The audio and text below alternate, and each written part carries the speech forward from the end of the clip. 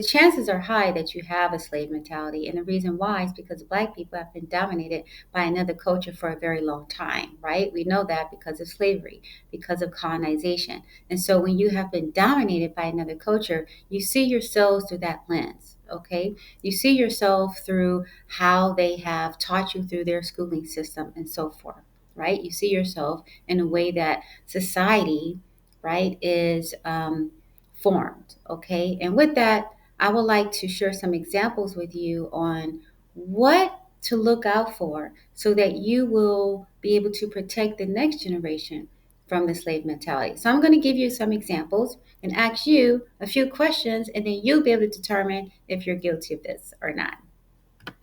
You have a slave mentality if you have made the following comment. They did not teach us that.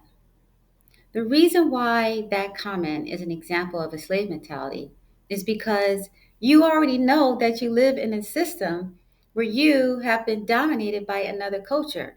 Why? Because you know that we have a history of slavery and colonization. You know you live in a system where you don't really have the economic power, political power that makes you feel liberated to be able to, have things work the way you want it to work without having to have programs like diversity and, inclusion and equity. All right. So if you know you're dominated, you live in a system that oppresses you, then why would they teach you your history? So you have to understand that your own statements are a reflection of how you think. And in this case, you think through a captive lens. You have a slave mentality because you expect someone else and you expect another culture to actually teach you about yourself. No one benefits from your history in regards to you knowing who you are more than you will. You're the one that's going to benefit from having a connection with your identity, right? So that's one way of determining whether or not you have a slave mentality. And to protect the next child or protect the next generation from that way of thinking, you have to implement solutions.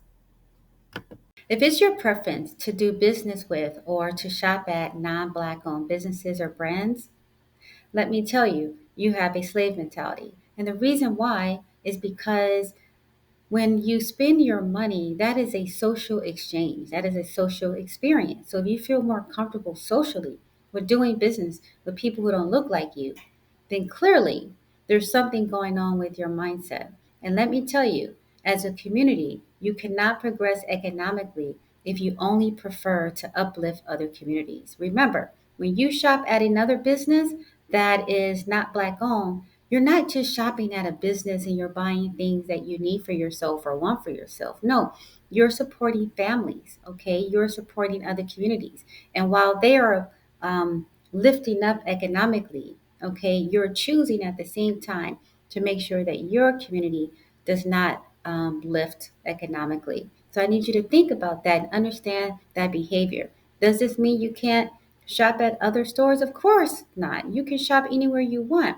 But if your preference is to shop at non Black owned, you have a slave mentality because you're purposely choosing to make sure that your community do not get any of your dollars, that you are not going to be a part of the social and economic upliftment of your own community.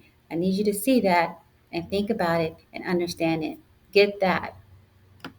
If you're interested in visiting any country in the world besides Africa, then you have a slave mentality. Because at the end of the day, if you're not curious about the one place that's most connected to your identity, then that means you lack interest in learning more about yourself and learning more about your history.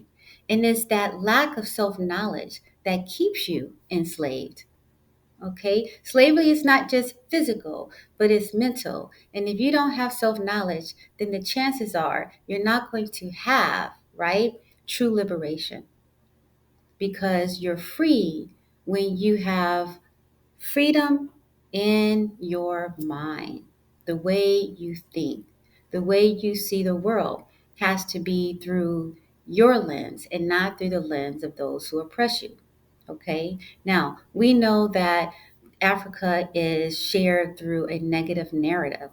So a lot of people are not interested because they always see a lot of, negative images, a lot of negative narratives.